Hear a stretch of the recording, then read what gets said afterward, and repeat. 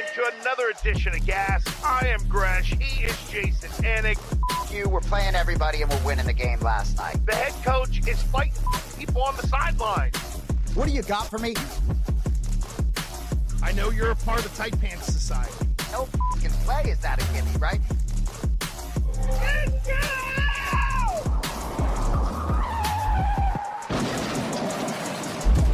Free gas.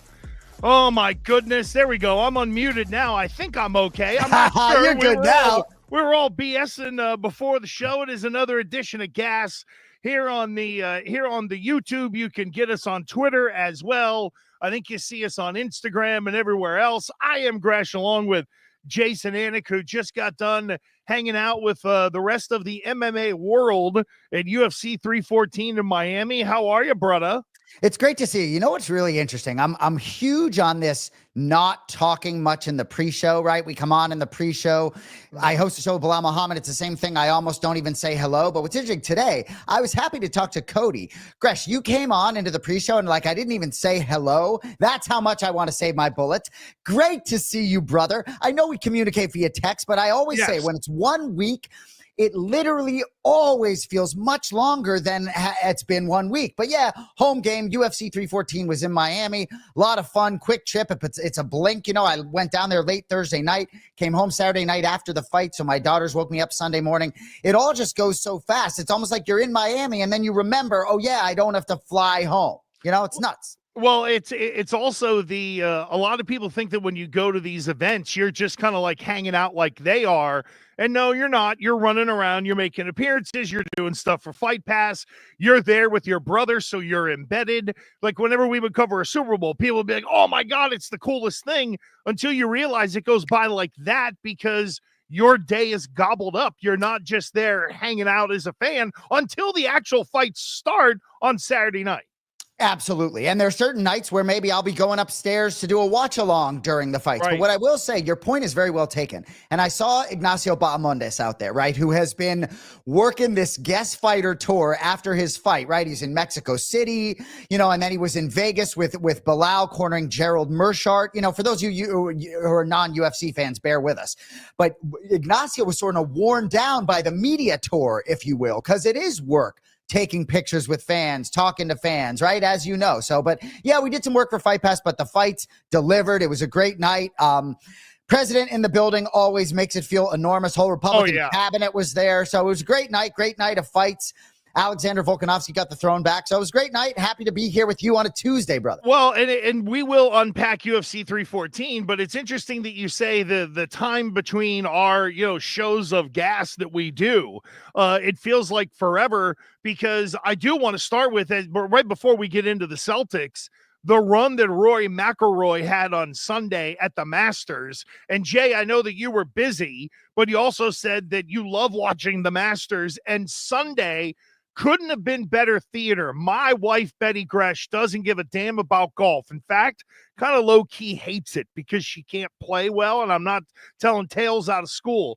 But even she was sitting on the couch with me and my youngest watching the roller coaster ride that was Rory McIlroy, who was this close, Jay, to being known as a world-class choker. He would have been right up there with Jean Van de Velde, and instead he hits a couple of good shots, makes birdie at the right time, and now he's a conquering hero. It's amazing. It's just unbelievable. And obviously achieving the career grand slam. But if you just focus on this singular round on Sunday, like how many times did he win and lose this event? Right. And he had a quote, right, talking about the battle in your head, staying in the present moment, and how difficult that was for him and how nervous he was. But it is absolutely riveting. And what is so great about the Masters is at times as a casual fan, you might look and be like, wow, some of these iron shots are short. Wow, it seems easy to get close to the pin sometimes.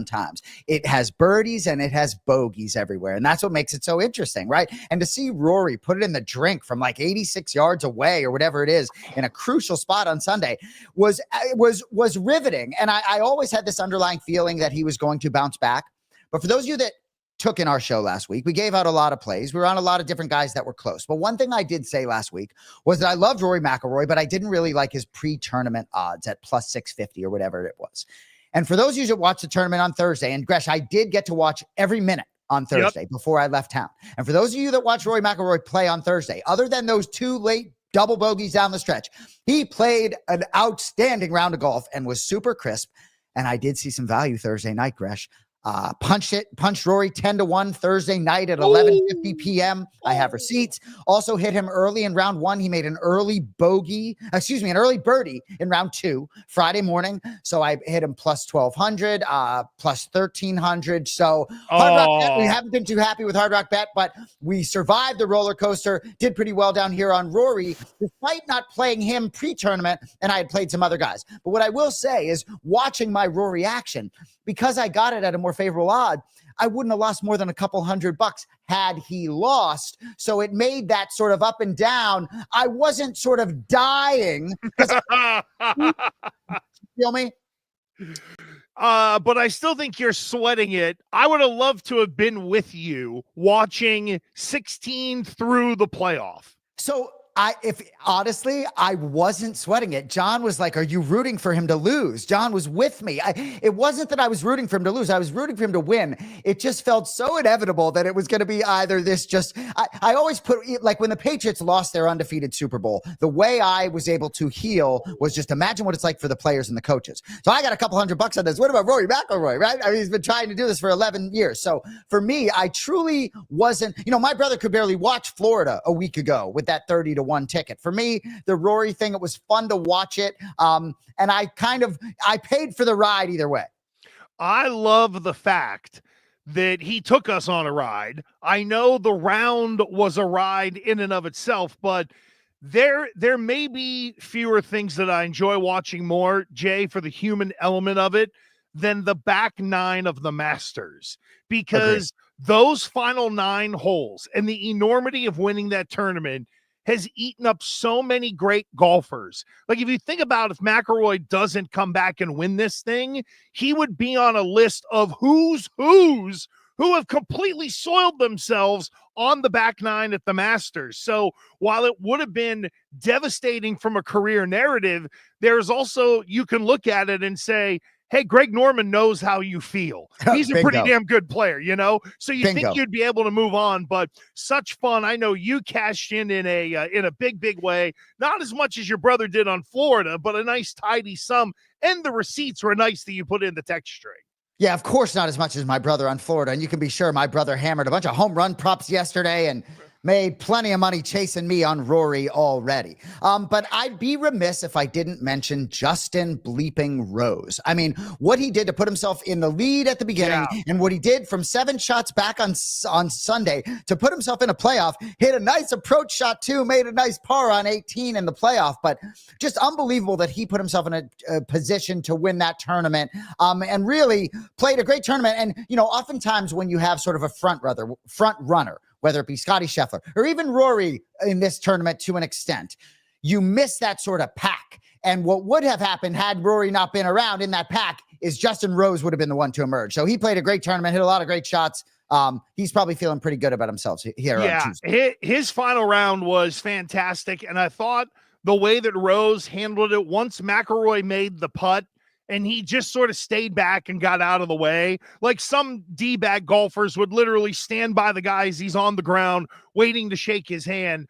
I thought Justin Rose was pretty deferential in recognizing what the moment meant for the sport of golf. And I'm so glad you put it that way in terms of the sport of golf, because Rory, who was super emotional, great, by the way, shout out the commentators who laid out forever. Beautiful. Yeah, no need to say a word. Yep. But Rory anyone who watched him was like, wow, Rory was emotional and he was crying. Do you know how much more emotional he could have been, right? Do you know how he could have been a blubbering baby?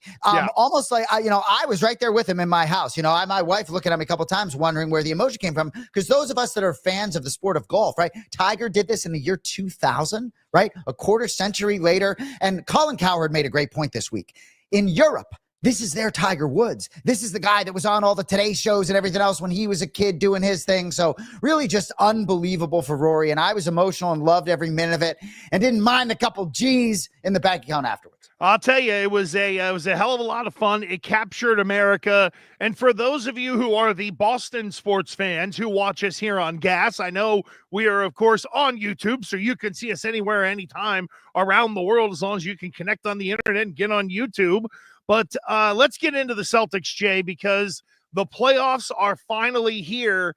Now, the playoffs are finally here, but for us, it really doesn't begin until maybe 2 weeks from now when the first round series is over with. So I like putting it this way. The Celtics' first playoff victim will be decided tonight. The winner between Atlanta at Orlando in the stupid play-in games, which I can't stand, but I can rant about that later. Orlando is a 5-point favorite. Couldn't find the series odds because they don't know what the series exactly is going to be just yet. And either one of them are going to get slaughtered. So I feel good, Jay, that the Celtics really could probably play only half their roster, beat these teams if they wanted to, and then crank it up in the second round, even though I know they're not going to do that. You know, I know we were just talking about golf, but one thing Rory McIlroy said after his third round on Saturday was that the only thing he was focused on was his tee shot on Sunday, which I loved, right? So as a Celtics fan, I'm really going to just focus on game one whenever that happens and focus on them being healthy. And from a Celtics standpoint, I will say, right, it could be Atlanta or Orlando walking through those doors. Is that accurate? Correct. Right. So both teams 2-1 against the Celtics this season, right? Atlanta 2 wins in Boston this season.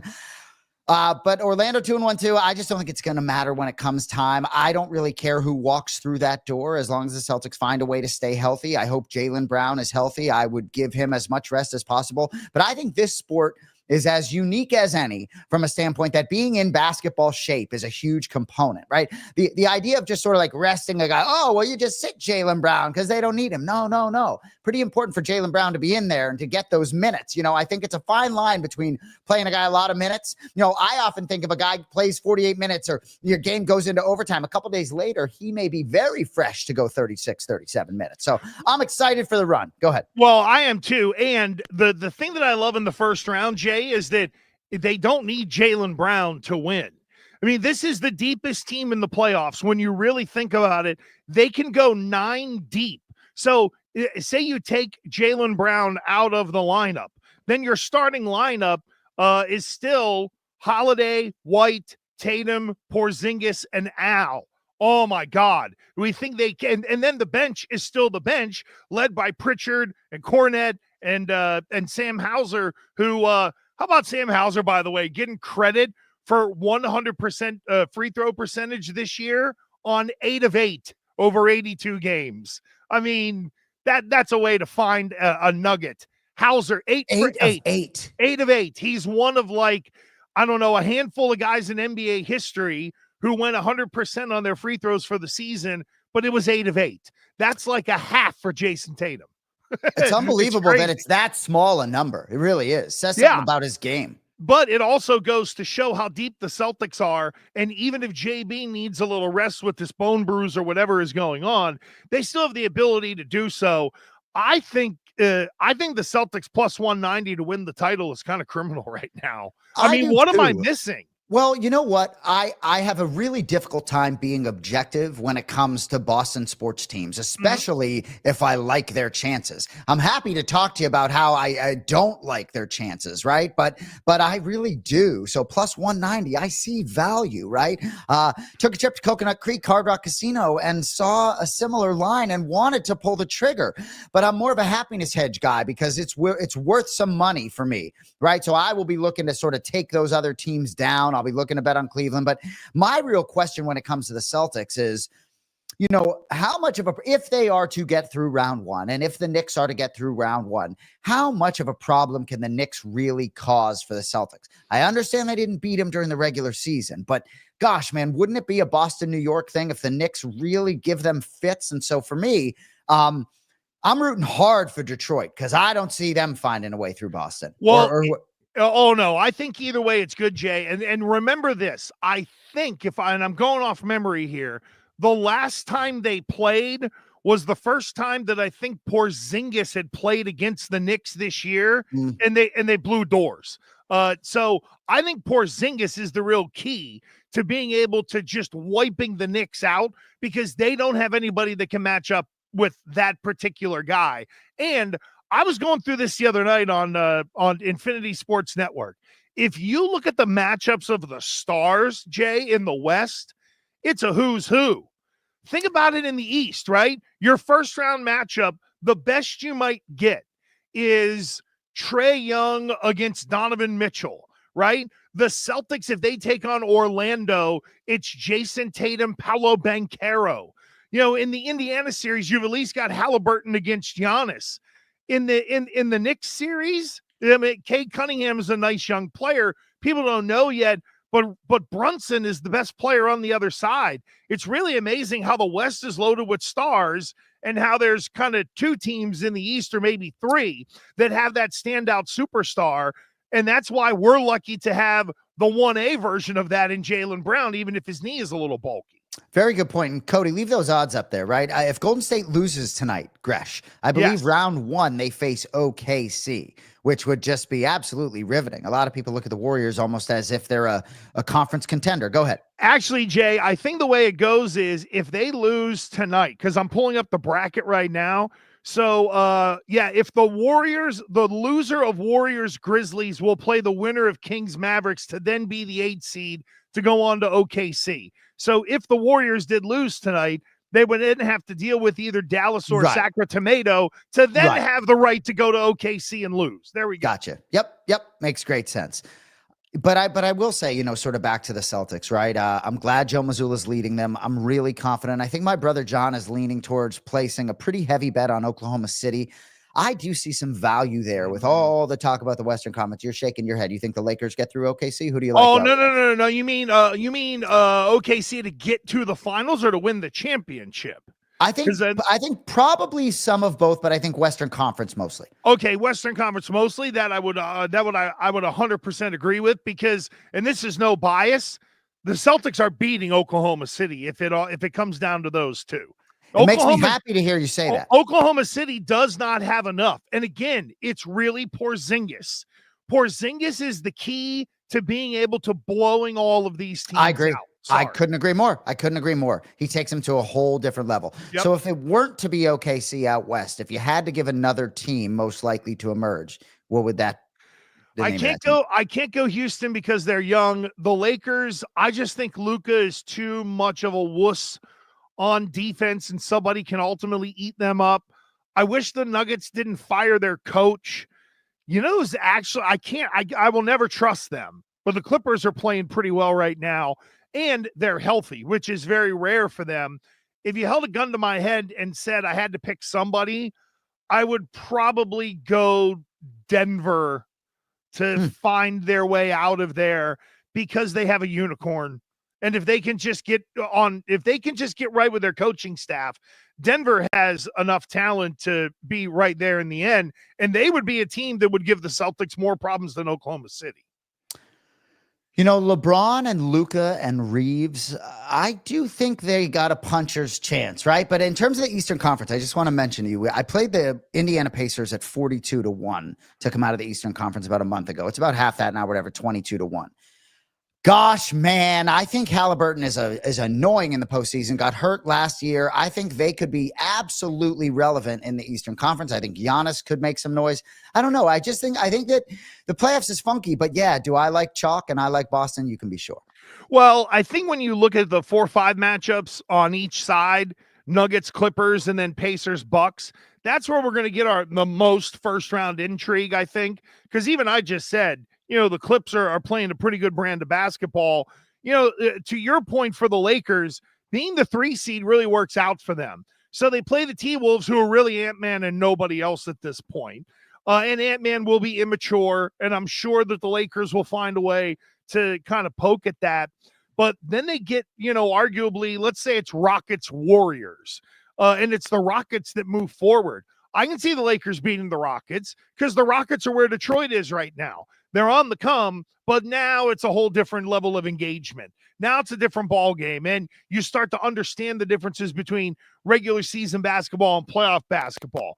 For my money, Ime Udoka is the coach of the year. So that, to me, helps Houston. He's been fantastic, but I can't help but think in the East, I just don't see any other option other than Cavs Celtics unless the Bucks get hot or Giannis goes on a heater. The great player can always be the equalizer.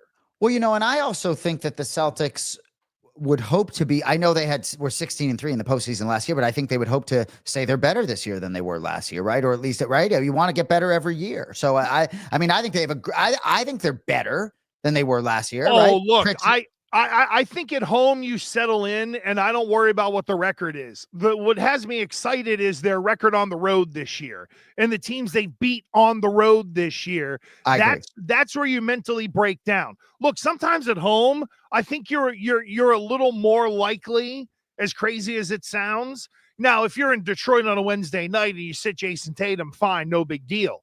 But sometimes at home, you got some weird sit outs and things like that. They can kind of alter or tweak the home schedule. I love the fact they've been great on the road this year. And I think you said it as well.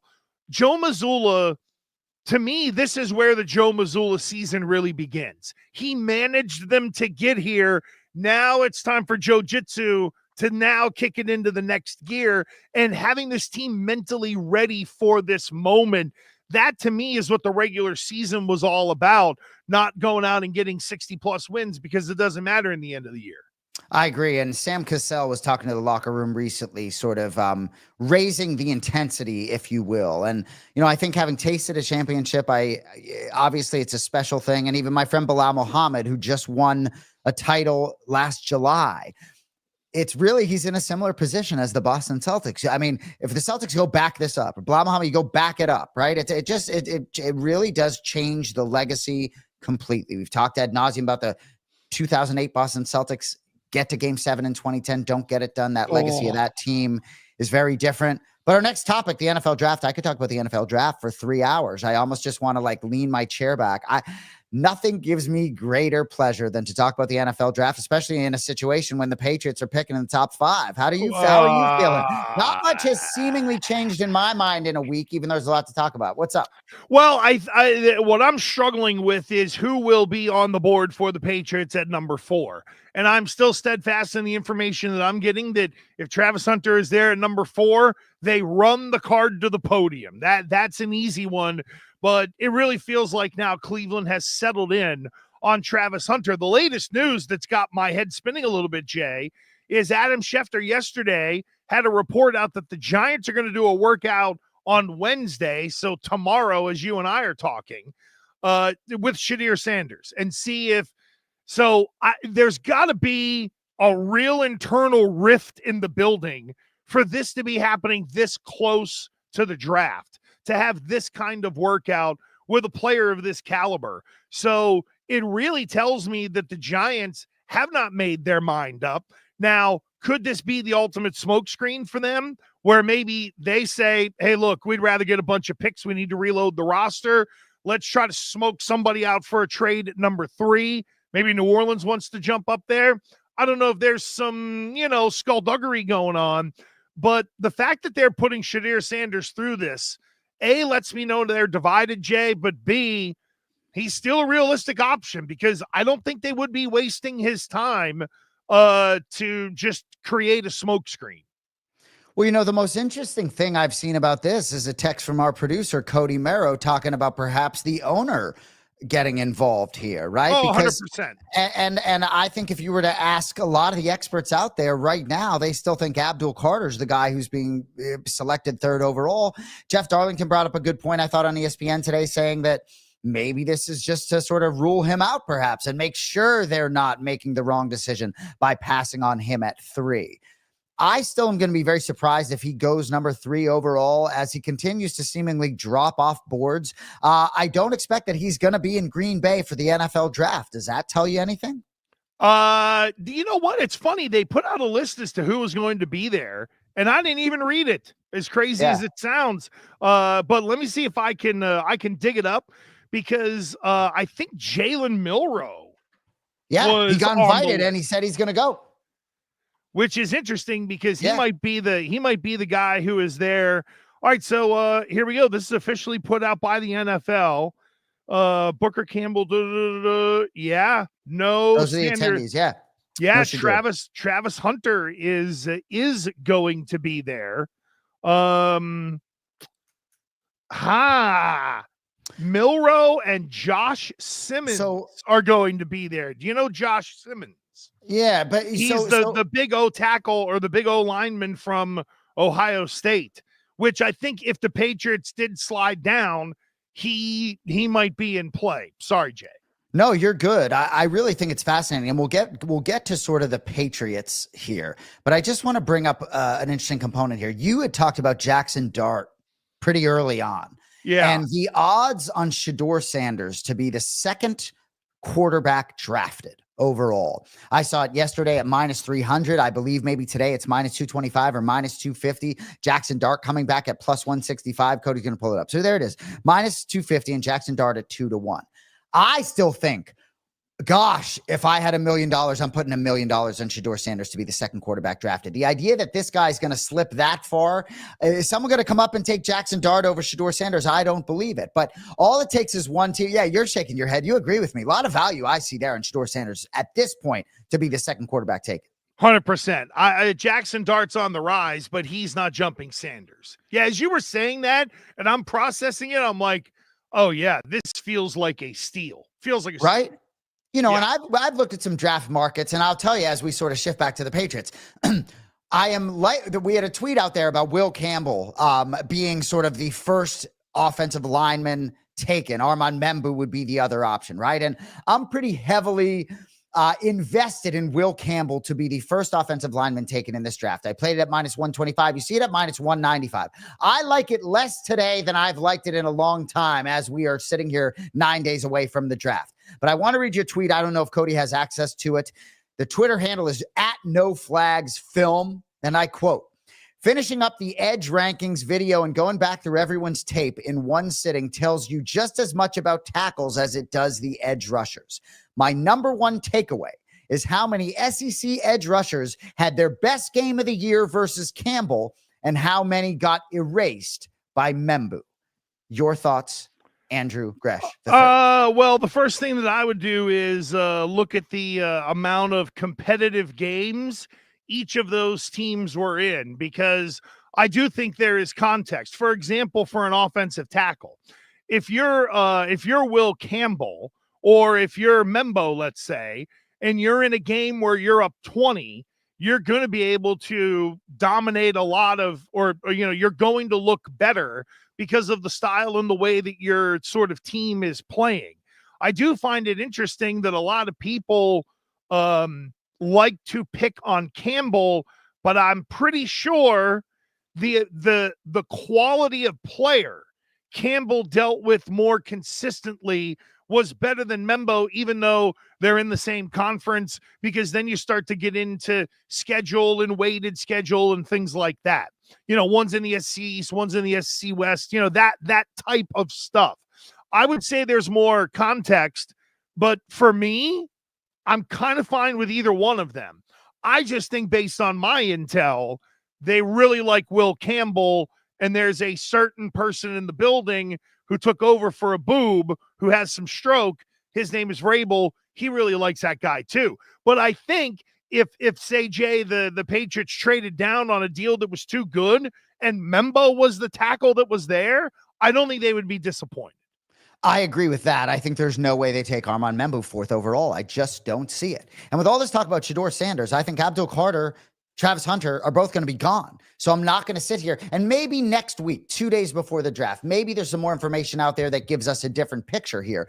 But I wouldn't talk much more about Shedeur Sanders because that would get us into the conversation of, wow, Abdul Carter or Travis Hunter is available for the Patriots. And I don't want to go down that road or get excited, but I still stand firmly that if either one is available, Travis Hunter, most certainly. But we had a little discourse last week about Abdul Carter. If he is there at 3, regardless of Milton Williams or any other reinforcements you've made along that defensive front, if Abdul Carter is there, I think the Patriots pull that trigger every day of the week. I just think he's just more valuable than Will Campbell for me, period.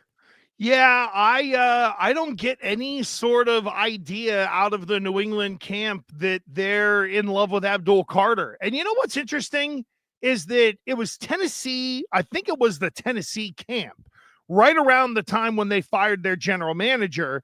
There was the mention of, we can get a transcendent player at number 1. Right. And who did everybody put in that category? Travis Hunter and Abdul Carter. As you and I are sitting here 9 days before the draft, are people still talking about Abdul Carter in those terms? That's the thing, is that all of these not, teams. Why not? Because of like the injury? The foot injury doesn't help, but I think there is some question. Like, people will make the Micah Parsons comparison. I don't see that. I see a good stand-up defensive end. I see a guy who can rush the passer, but I don't think there is guaranteed hit. Like when you watched JJ Watt coming out of college, it was, this guy is going to be a bona fide stud, a certified G, all that. He had stuff you can't teach. Abdul Carter is a guy, he's a really good player, but I don't know if there is something about him that stands out uniquely that makes you take him over a quarterback if you need one, even if you know you're kind of overdrafting the quarterback. It's interesting that people are no longer talking about transcendent player and Abdul Carter in the same sentence. It's a very good point. Cody wants to know if you would trade the 4th overall pick for TJ Watt. He is smoking weed right now at 10:31 in the morning. Cody Merrow, our producer, is on the ganj. I agree. There's no way. I agree. I'm glad you answered it. No, now, would I trade the high 2nd round pick for him? Yes, in a heartbeat. In a heartbeat. I got 2/3. I can trade a 2nd if I have to go get this guy. Here's the question, though, with Watt. What's left and how long before he really starts to break down?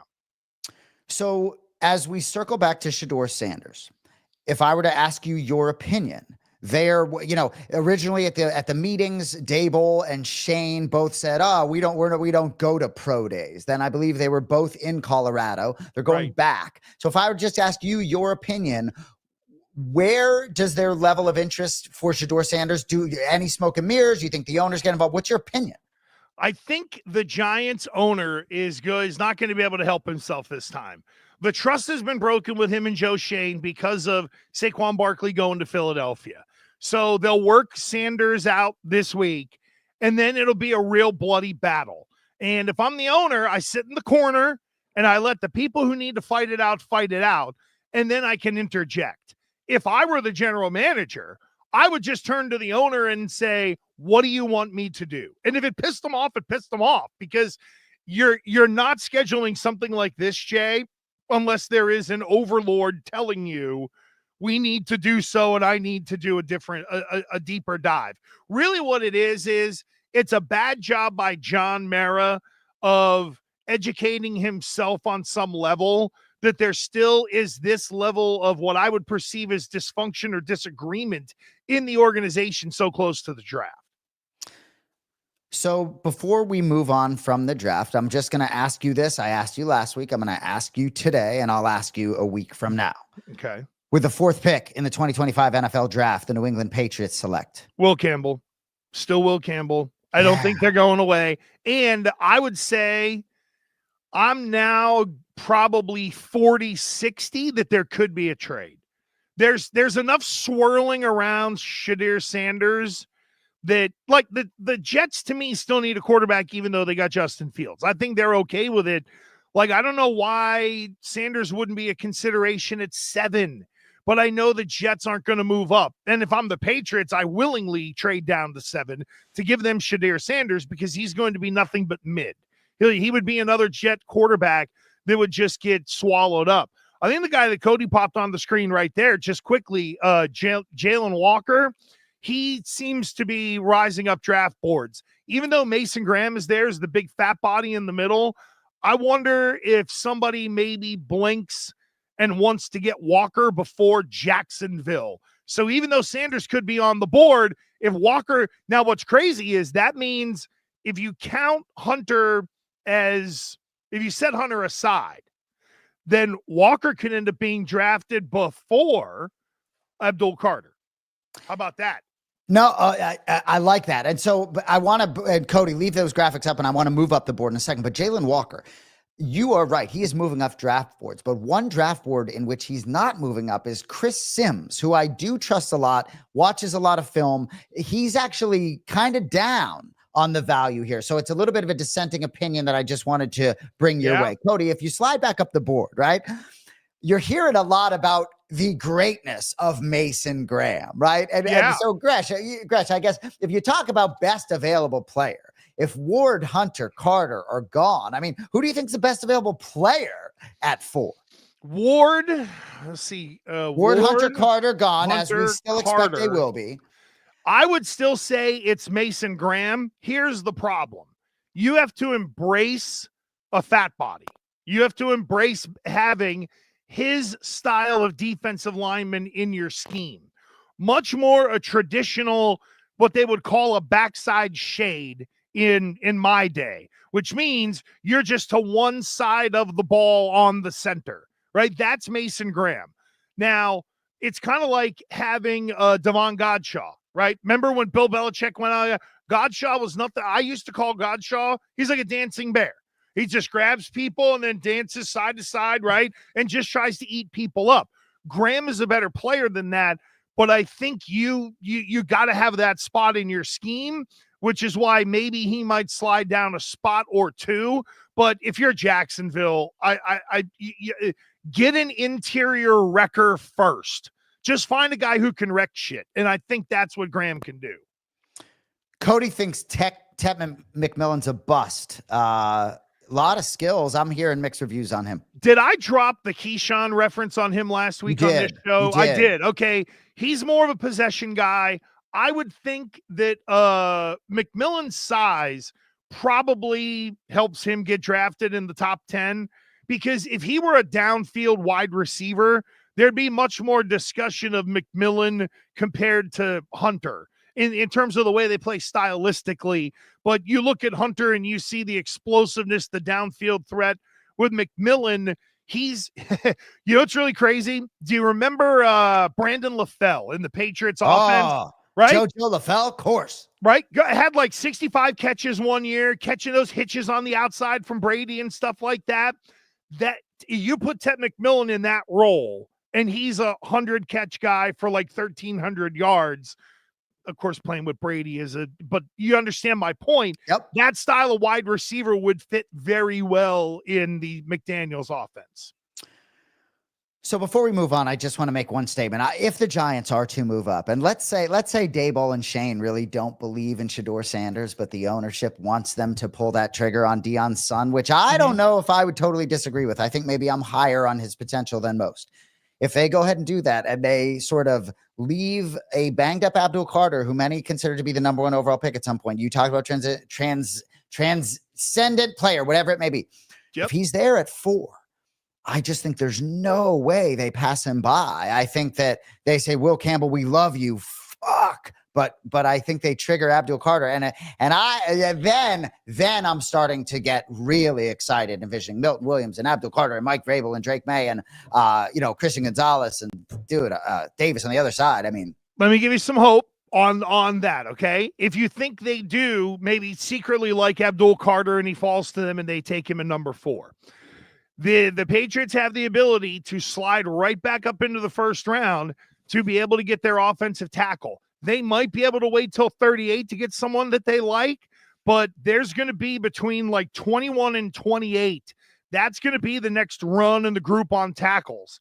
And let's see where the Steelers are at. Now, this could be interesting because I chronicled how New England can move up to 24 to Minnesota, right? It's just your second round pick, your second, third rounder, and the pick that they got for Joe Milton. You can trade those exactly, and it would match the value chart to get to 24. If you just threw in an extra little sweetener in there, maybe next year, you can get to 21. So if the Steelers do not have a quarterback and they don't like Jackson Dart, or say they decide to go elsewhere, like maybe trade one of the middle round picks they could get from the Patriots for Kirk Cousins if they want to, now so the options are there to get to 21 or 24 if you want to, or you can wait until early second round to then get your offensive lineman. So you still could, Jay, have your cake and eat it too. And Cody, one final line, if you don't mind. Travis Hunter to be, I understand perhaps Cleveland may try and trade and get some draft capital, but Travis Hunter to go to Cleveland or to be the second overall pick, that's a line that I still think, to me, I think there's a great likelihood that Travis Hunter will be the second overall pick. Do you agree with that? I do, and I think the market has reflected that. I want to say he's now gone heavy favorite to go number 2. And I thought as much, right? But I still believe that, and maybe Hard Rock Bet just didn't get the memo, but I'm seeing a minus 320. Then there you go. See, I still see some value there at minus 330 on Travis Hunter to be the second overall pick. I think it's good value because you're pretty sure it's going to happen. Yes, those conflict. You can't. I know. I'd love to parlay. Now, perhaps you could bet Tet McMillan. I don't think you could. Certainly not a Hard Rock, but Tet McMillan to be the second wide receiver taken, with Travis Hunter to be the number 2 pick. Some of these lines, I mean, like Travis Hunter is going to be the number 2 pick, and 330 hard-earned American dollars to pay 100 doesn't sound like a huge risk to me. No, I would agree with you. And in fact, if you're into the long game or something like that, there's some maybe sneaky Celtic bets. Look at my man Cody is already on it there. Right there, 145 minus 145, getting up to plus 120 doesn't, to me, if I like the Celtics enough, minus 145 is a nice number to win the East. So, but you do get it over plus number, Yeah, if you go Celtics to win the conference, you're minus 145 and you're kind of cutting down your risk versus going championship where you would get plus money. Hey, look, here's another sneaky one to throw in with maybe a Travis Hunter number 2, Jay. How about conference to win the finals? East is plus 100 right now. Now, I know you get better with the Celtics, but plus 100 for the East to win the finals, and for the division to win the finals, the Atlantic Division where the Celts are, plus 165. I will say, if I'm trying to be objective, I really like that line on even money for the Eastern Conference to win the finals. Yeah. If you're saying you're getting Cleveland or Boston against OKC or a team that makes a magical run. I will say, though, if LeBron and Luka find their way in to the NBA Finals. You're on LeBron and Luka. I know you like them, don't you? I just, when you take those 2 players, you can only put 5 guys out there at once, and 2 of them are them. I think it's interesting, but I do think the defensive side of the ball does, it does even the playing field a little bit. Let's get to some quick UFC 314 recap. I know that we're going to get into really the mode of recapping things versus previewing stuff. We treetop a few things last week. The performance by Alexander Volkanovski. Jay, I've always had the line of there's the Hall of Fame, and then there are the 1%ers in the Hall of Fame, like the Hall of Fame of Hall of Famers. And with this championship win, Alexander Volkanovski, to me, goes into the Hall of Fame of Hall of Famers. It's the real exclusive wing of the Hall of Fame. Yeah, exactly. With Deion Sanders and Ray Lewis, etc. If we're talking NFL, without question. And John and I like to talk about the Mount Rushmore of MMA fighters. You know, the 4 greatest of all time. Well, maybe Alexander Volkanovski is still in that conversation because instead of losing 3 in a row, as we talked about the potential last week, gets the belt back around his waist, didn't have a cheat meal in all of camp. My brother and I were actually talking about, I wonder if that's necessarily even a good thing, right? A cheat meal here or there ain't going to kill you. But I think it was a good thing for Alexander Volkanovski. I couldn't be happier for him, gotten to know him, saw him the morning he weighed in and just, looked every bit like it was a tough wake up, but he got through it. He's champion. I'm just blown away by what he was able to accomplish. Diego Lopes, I thought was game in defeat, but I thought it was a clean decision. Yeah. I had Volk 4-1 all day. Yep. Did you watch the pay-per-view? Oh my God, Al, the hell yeah. I saw you sitting ringside. I was going to text you. Did you have like a white coat on or something like that? Or like a cream colored coat or something Yeah, like well, that? we had the cream t-shirt, then we went a little sweatshirt on top of it. You know, once we got our Hendrix on the rocks, things got a little There we crispy in go. there. So we threw the sweatshirt on. Okay. But no, I was I sitting know. next to my guy, Joe Benavides. He's calling us the Dangerous Knights crew. It was pretty fun, you know, but Oh, wow. I've said Your this on ears a were lot bleeding? of shows. You know, Donald Trump and all, you know, FBI director or RFK. I mean, it just goes on and on. It was Oh, yeah. pretty big feel. Go ahead. So, you know, what's interesting is that they do a good job now of making sure that when Trump walks down the aisle, that it is at the end of the prelims before the pay-per-view. So they make sure they get it on national television. That's where I saw it, because all of a sudden I heard my wife yell, Trump. And it was just like, where? And you see him coming down and shaking hands with the president and things like that. It was pretty chaotic down there, I got to say. And it was distracting to me as someone who notices these fights. We could talk about Volk all day. How about Paddy Pimblett, right? 7-0 in the UFC. Wow. My brother John said all he has to do is get into a championship fight to become a superstar. I'm not sure, and not even have to win it. I'm not sure he even needs to get in there. Perfect call out, Charles Oliveira. You see his face almost untouched. I will say, for Michael Chandler, I've talked a lot about sort of the lack of fight IQ. And gosh, man, I wish he would have maybe gone for broke. I was like, finally, a spot where maybe your one path may be to be sort of yourself and throw the fight IQ out of the window, right? He lacked aggression to me, right? I thought Paddy sometimes drops his hands a little bit. I think there could have been an opportunity early, but so impressed with what Paddy Pimblett accomplished. Your thoughts on the co-main event? Well, I think when Pimblett got him to the ground and kept him on the ground, I think that sort of changed some things for Michael Chandler a little bit. And I thought that for the first time, even though Chandler has dealt with guys who have length on him, I thought Pimblett's just overall size and length ended up being a real problem for Chandler. And then look, the Bloody Warrior, you knew that, I mean, literally he was going to have to break something, die or whatever before he was going to get pulled out of that fight. There's always that spirit in Michael Chandler, but this was the first time I actually saw Paddy Pimblett as someone who could be a champion. Like before, I kind of thought he was just a goof. Now he looks like a guy a lot like Yair Rodriguez, who has figured it out and being able to walk the line of, and not that this is Yair, more for Paddy, of the having the big personality and almost looking like you're laissez-faire about everything, but still being very serious about your work and improving. And that's what he's done. Yeah, and I think he's gotten more serious. And even for those of us that were on the bandwagon early and really like the overall mixed martial arts skill set, there has been some changes, right? He's not getting fat out of camp. And I saw an interview with his mother talking about how much the birth of his daughters has sort of calmed him down, and calming him down sort of outside of fighting, I think is a very good thing. But a lot of these guys continue to get better and better and better. And I bet if you were to ask Paddy Pimblett, how would you compare your fight game to when you beat Jared Gordon, but Jared really maybe could have won that decision? He probably is an unrecognizable fighter. And I've thought a lot about Bilal Muhammad as he beckons on, 3.5 weeks till defending his belt for the first time. And I promise you, Bilal's a better fighter today than when he beat Leon on July 27th, 2024. A lot of these guys are still getting better, right? Do I think Michael Chandler's getting better? Most certainly not. I think Kenny Florian talked about Pimblett being a guy continuing to get better. Chandler maybe going the other way. Even a guy like Volkanovski, right? Maybe he's not getting better.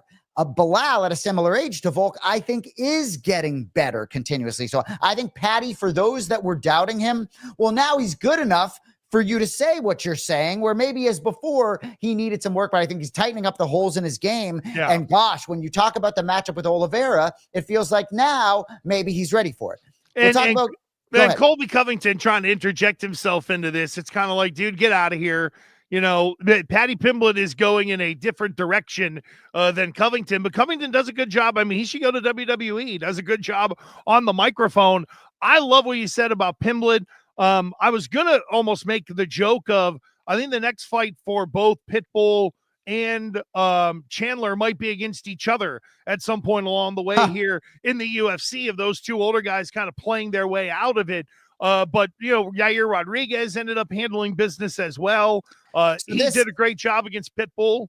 Oh, yes, the runner. Oh, yeah, this is your boy, Money Moicano. And leave this up. And before I address this, I just want to say about a year ago, or very shortly after Gaethje lost to Max Holloway. Moicano made some comment that was hilarious about like not liking the matchup for himself against Holloway. Like, no, I'm good or whatever it is. But then Moicano became sort of a real contender, even before he got that short notice opportunity against Islam. But even fighting Beneil Dariush, I know we're talking different divisions, 55 and 45. But at one point he made some comment about, no, I wouldn't want Holloway. But then it actually seemed like maybe he could face him down the road. So I now go to this, right, which is absolutely hilarious, right? And it jives with what you said, Gresh. Maybe you were more the camp, not really a believer, and now you are. But easy money in 2024, not so easy now. You can be sure Paddy Pimblett could give Renato Moicano everything he could handle. No question about it. And that would be a great fight for Moicano. In all honesty, I don't know if that'd be a great fight for Pimblett from the standpoint of, I think Paddy Pimblett has now put himself in a spot where he's getting a top 5 guy. Is Moicano still 9, 10, wherever he's at? Yeah, and gosh, for Moicano, I hope that he gets to face Beneil Dariush. That's still a matchup that I would love to see. But I think the call out for Pimblett of Oliveira makes a lot of sense, right? And many of you may have seen or may not have seen Colby Covington talking about what he heard the rumors for International Fight Week, which Ilia Topuria would headline against Islam Makhachev for the belt at 55, which doesn't shock me at all. And then Dricus du Plessis, Khamzat Chimaev in the co-main event for the middleweight belt. I mean, gosh, that is absolute fire. But I will say, I've said the moment Ilia Topuria relinquished the belt at 45, I never thought that he was going to fight anyone but Islam Makhachev. So that would jive with that opinion. My brother John didn't agree with me, clearly didn't have any inside knowledge. Who knows? But I would be surprised at this point if Colby Covington is wrong on that. Yeah, I would agree with you. And you need big time. I mean, that is arguably the card of the year in some ways for UFC, the International Fight Week. Those would be two great battles. I just think that Paddy Pimblett kind of level jumped, excuse me, a little bit in the way he beat a guy like Chandler. And who knows what is next for Chandler. I said going in, Jay, I feel bad the guy waited around for what feels like a year and a half for Conor McGregor and didn't get in the ring. There were a lot of years that were still kind of left in Chandler that might have just gone away and been wasted. Bryce Mitchell got beat to bloody hell. The crowd was happy. We'll see what the UFC does with that guy. But I want to move it along because we did have one bad moment in UFC 314.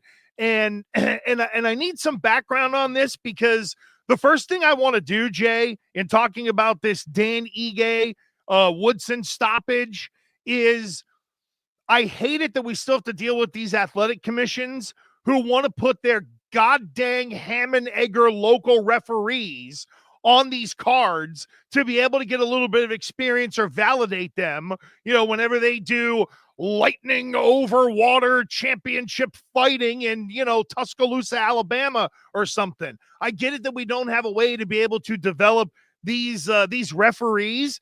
But if you remember Salt Lake City, the guy who kept standing everybody up when they were in the clinch, and then this ham and egger who has a terrible stoppage in this Ige Woodson fight. Those are the things that drive me nuts. And when you have betting tied into it, it's going to start pissing people off even more that it feels like to me, and maybe I'm wrong and I'm cutting a promo on the wrong people, these local athletic commissions you have to use some of our certified guys that are on the lower rung who shouldn't be officiating at a UFC level.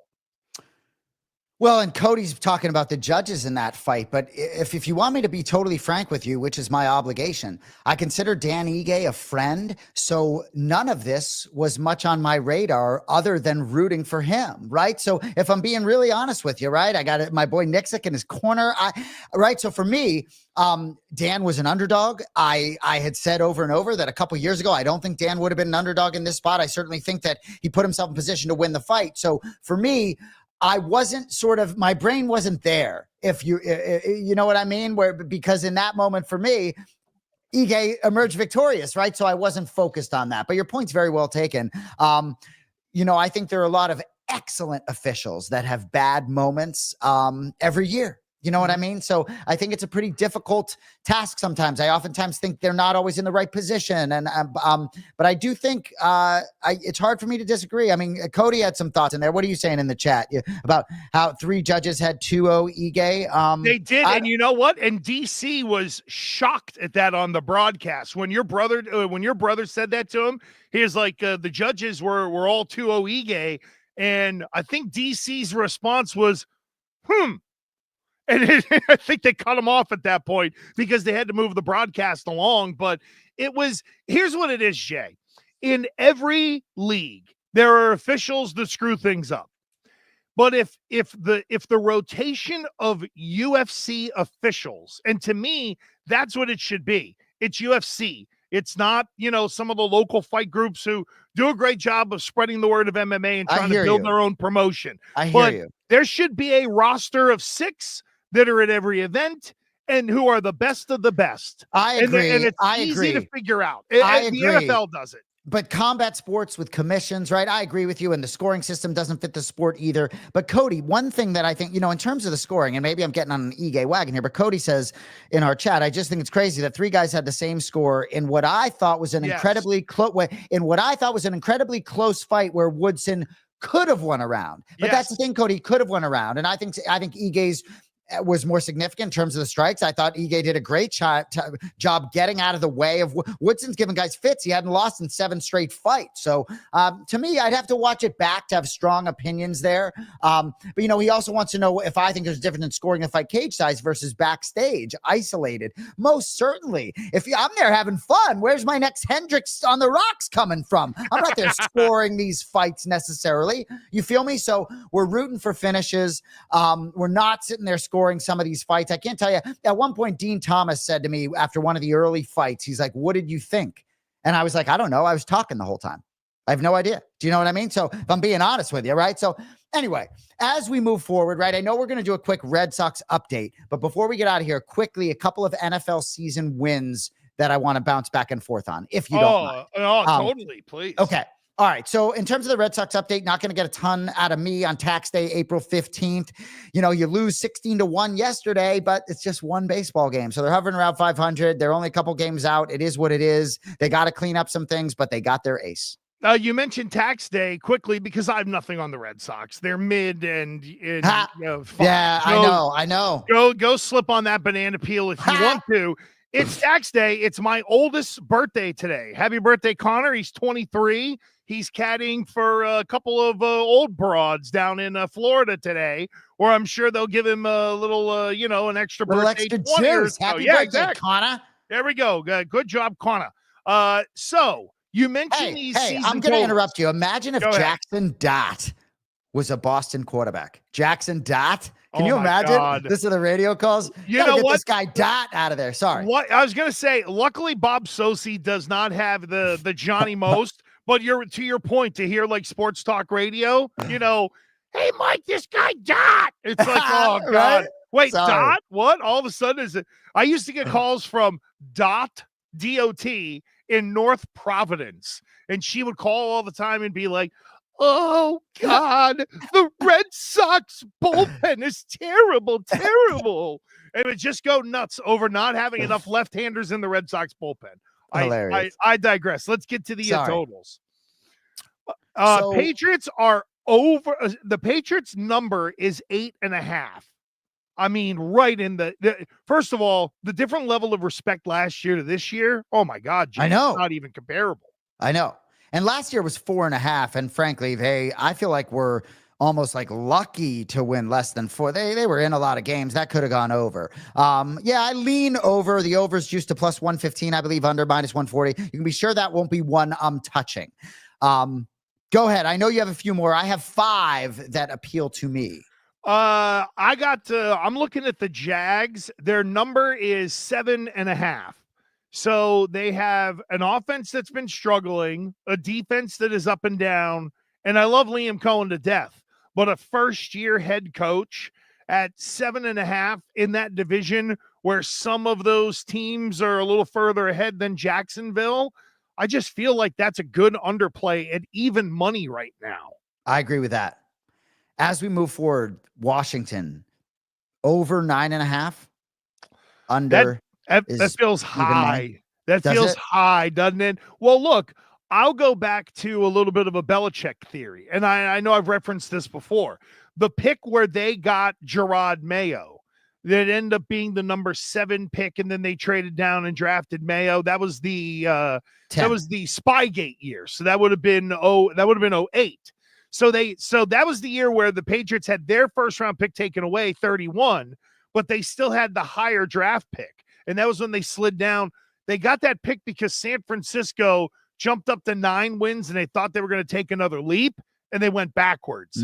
History normally shows when you take the leap out of nowhere, there is the little bit of the backslide. So I wonder about an under here, because if Washington finished 9-8, it's not disastrous off last year, but it's also not completely collapsing. For me, some of these season wins, that 17th game is a big factor. And so when I say Washington, all they need to do is go 10-7 next year. I like their chances to do that. But your points are well taken. Couple more, and then I'll give you my 5. Pittsburgh over 8.5. Your thoughts on the Steelers? I mean, right now, I feel like where are you on Rodgers to Pittsburgh? Are you yes or no on that? Do you think it's going to happen eventually?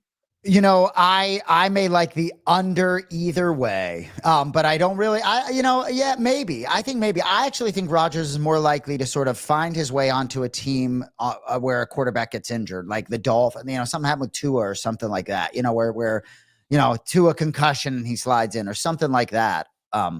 But no, I don't know. It's hard for me to envision him in a Steelers uniform for whatever that is. Well, and this is kind of if Rodgers is there, I think it's an overplay anyway.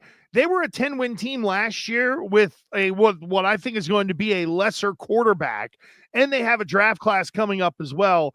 I just think Pittsburgh over 8.5. All you got to do is get to 9. Division's tough, as Cody mentions in the chat. But if you get Aaron Rodgers, you're going to get better quarterback play, I think, out of him than you were going to get out of another year of Russell Wilson. And then my other one, Jay, is Minnesota. Yep. Now, this is interesting. You mean to tell me that Sam Darnold was worth X amount of wins? They won 14 games last year. Minnesota's total is set at 8.5. And I know they're going to play a first-place schedule, but they've already jumped through those hoops. I just feel like 8.5 is a little too low. Couldn't agree with you more. And I think there's an overplay here. I don't think Minnesota maybe wins more than 10 games, but I don't think they're going to be a losing team this year at 8-9. Couldn't agree with you more. I think that's great analysis too. As soon as you sent this in the rundown, I played it. Juice to played the over. Juice, and I didn't even know what side you were on, but juice to -130 makes sense there. So that is one of my 5. Just 4 quickly that I like, and you can talk about them as however you want. I like the Rams over 9.5 wins. I think with Devontae Adams, I think they had a kind of somewhat of a clunky regular season, believe it or not. I think the Dolphins under 8.5. I think that mediocrity is going one way or another, and I don't think it's going up. So I like the Dolphins under 8.5. Keep in mind, it's April 15th. Eagles over 11.5. I just think they're going to be the class of the NFL. And the idea that they can go 12-5 and lose 5 games. Still, I like and it's -110, which I like. And finally, the Bengals over 9.5. It's juiced all the way to -150. I think they're going to figure some things out defensively, whether Trey Hendrickson's there or not. I think both of those receivers being under contract will be a good thing in the preseason. So I like the Bengals over as well to close it out. I'm a little iffy on the Bengals. I'd have to do a little digging on them, only because of how does their schedule lay out. Not that they're not a 10-win team. I mean, hell, they were almost a 10-win team and they didn't have a defense last year. I love your Dolphins play. I don't know if you saw earlier this morning, but apparently the Dolphins and Jalen Ramsey have agreed to allow him to try to go look for a trade. It's $25 million guaranteed this year. Good luck with that. I mean, good luck with that. Well, you still want Jalen Ramsey? Yeah, play a slot. Oh, now that's good. Yeah, get him at $8 million, and I think teams would go for that.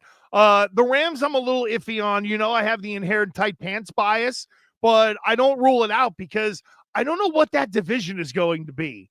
There is a part of me, Jay, that does think San Francisco is about to bounce back again. I know they've moved on from some players, but they actually have a full load of draft picks this year. And even if they only hit on half of them, when they hit on half of their drafts, San Francisco is normally pretty good. Yeah, I do certainly think they could bounce back, right? But I do think that there are a lot of people that think this could be a little bit of a down year for San Francisco. I absolutely love the Rams. I've said over and over again, if that game against Philly wasn't in the snow, I think perhaps they emerge victorious and end up hosting the championship game the following week. So I don't know, man. I think it's going to be pretty interesting, but I'm pretty bullish on LA, baby. Well, let's see how the draft shakes out, and there may be some quarterbacks in different places that might alter this. And just for quickly an example, Pittsburgh, clearly, is there a difference if they got Kirk Cousins versus Aaron Rodgers? Let's say they flip a pick, right? So who knows? But how much better are those guys than Russell Wilson, and will that make them a better team overall? The Giants, hey, let's not rule out that the Giants end up saying Shadir Sanders isn't for us. We'll take Abdul Carter. We'll take one of our third-round picks, flip it to Atlanta to go get Kirk Cousins. I know they got two other guys there that can kind of hold the fort a little bit, but they're easily expendable.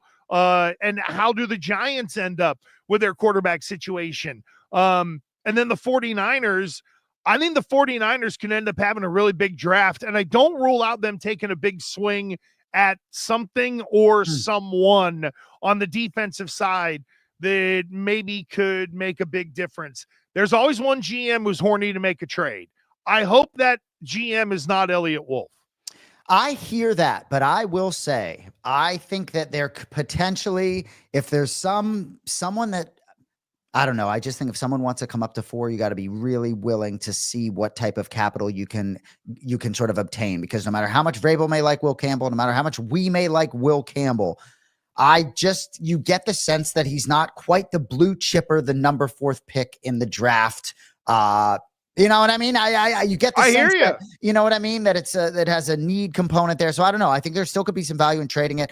9 days can't fall off the calendar soon enough. Yeah, I'm with you. And quickly, just to kind of remind everybody, you can find Jason everywhere at Boston Anik. And make sure you download the John Anik app, where you will see many videos shot by John, I'm sure. And, at some point, you'll see that beautiful quaff on that app. I got my first email this weekend from johnanik.com from downloading the app and signing up as well. So make sure you handle that piece of business for the Anik boys. Saturday and Sunday, I'll be on Mad Dog Radio, 9 a.m. to 1 p.m., Infinity Sports Radio on Sunday, 2 to 6, and then on ESPN Radio right after the first round of the draft, breaking it all down. So what would that be this coming Thursday, and then next Thursday, round 1 of the draft, I'll be on the 4-letter network afterwards, kind of breaking it all down. We got some things cooking for football season, folks, and I like it. I know. I can't wait for the draft. I can't wait for football season. Here's the thing we're going to do next week too, Jay. After the first round, then what for the Patriots? Where do they need to be looking? Where would we like to see them maybe bust a move? I'll give you a little teaser quickly. They need a tight end along the way. Not have to. They need a tight end along the way in the draft. Some of that stuff we can kind of pick through as well. Hey, for those of you Bostonians, you ever remember Mike Menino calling Vince Wilfork and Gronkowski Wilcock and Gonk? Well, Vince Wilfork, Wilcock and Gonk. That would be Mayor. It would be Mayor Tom Menino. Yeah, what did I say? Mike Menino. Tom Menino. Rest in peace, Thomas Menino. I got yelled Mike at. Menino. I got yelled at the Sports Hub because the mayor's office called to complain when I would do my Mayor Menino. Let's hear it. But ladies and gentlemen, we're here today at City Hall to pay congratulations to the New England Patriots and their Super Bowl championship. Here I am. This is Larry Lucchino's. He's a bastard. But we're here to celebrate the big fumble recovery by Vince Wilcock and the big kick by and Venturini. Make sure you vote for me next year. Thank you all for coming.